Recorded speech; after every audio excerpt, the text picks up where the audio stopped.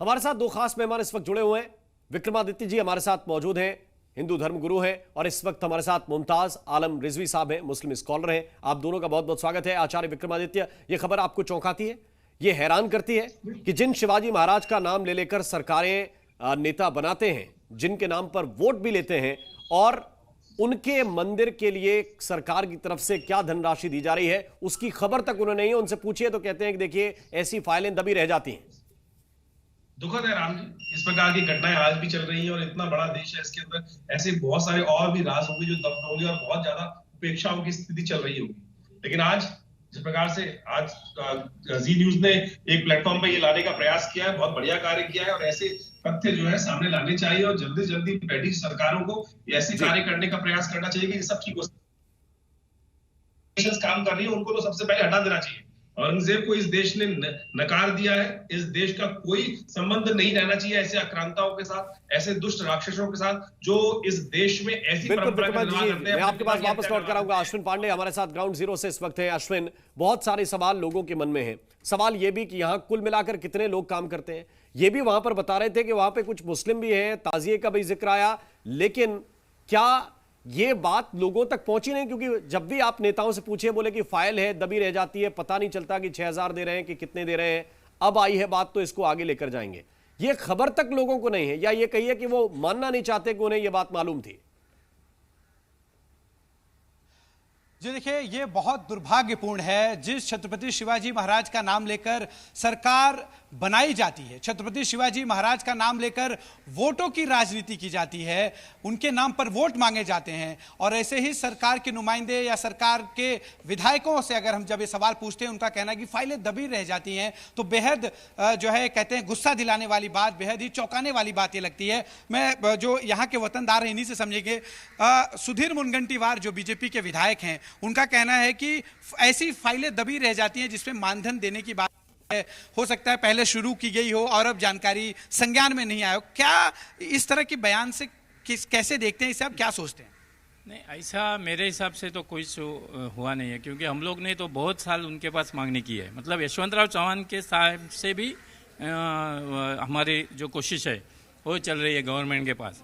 तो इसे जब भी ये मंदिर को कुछ देना का है तो सब लोग ये हो जाते हैं। अच्छा, एक चीज और जानना चाहूंगा, मंदिर का जीर्णोद्धार कभी हुआ, ये थोड़ा बताइए। ये 19 में हुआ है, 2019 में इसका जीर्णोद्धार चालू हुआ, और अभी मोदी साहब आने के पहले थोड़ा पर ये पूरा ये कितना विरोधाभास है राम कि इस मंदिर का जीर्णोद्धार, मैं नीचे की तस्वीर दिखाता हूं, नई लादी बैठाई गई है, कलर मारा गया। ये सब क्यों किया गया? चूंकि 2019 में चुनाव से ठीक पहले प्रधानमंत्री नरेंद्र मोदी छत्रपति शिवाजी महाराज, लोकसभा चुनाव के आसपास की बात है, छत्रपति बड़ी प्रतिमा नेवी द्वारा स्थापित की जा रही थी, तब वो आ रहे थे, तो इस मंदिर का जीर्णोद्धार हुआ।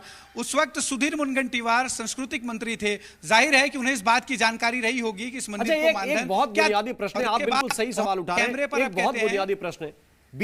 बीजेपी के कार्यकर्ता ऐसा नहीं हो सकता, शिवसेना के कार्यकर्ता ऐसा नहीं हो सकता कि महाराज के इस मंदिर पे ना आते हो।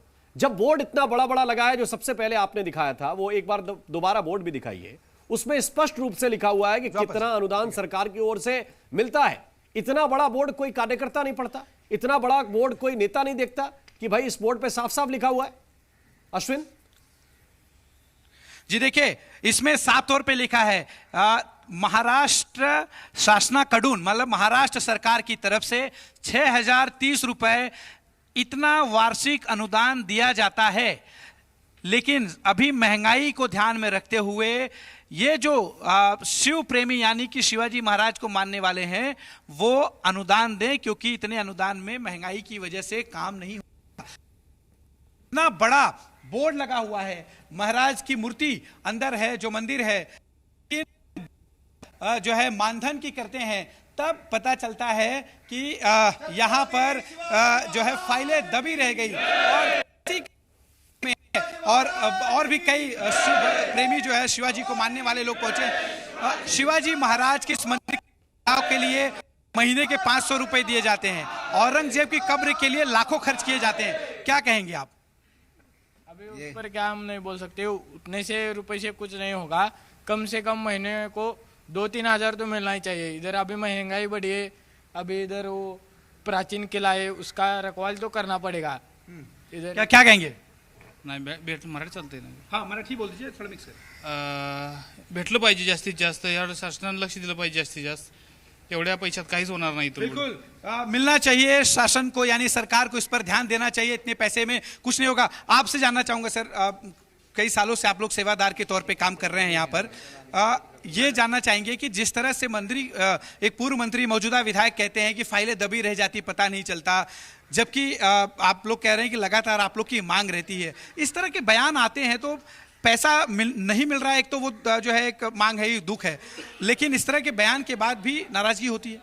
हाँ, नाराजगी तो होएंगी क्योंकि राजनेताओं का काम है कि यहाँ पर ध्यान देने का. यहाँ पर जब भी जो आते हैं राजनीतिक लोग, तो मंत्री लोग, तो हम उनको एप्लीकेशन देते हैं, उनसे बात करते हैं, उनको बताते हैं यहाँ का खर्चा कैसा हो जाता है, यहाँ की सेवा कैसी हो जाती है, मगर वो उस पर कुछ उधर जाने के बाद कोई कार्रवाई नहीं होती है. लोग जब आते हैं तो इस तरह से यहाँ की स्थिति देख के बहुत व्यक्तिगत, क्यों जो पण आता है इंसान बोलते हैं कि यहाँ पर किले का बहुत खराब हाल चल रहा है, तो इस वास्ते ये श्री छत्रपति शिवाजी महाराज का ये मंदिर है. अपने महाराष्ट्र में देखेंगे तो एक ही मंदिर है और उनके लड़के ने बनाया ये मंदिर है, तो इस कारण ये मंदिर में लोग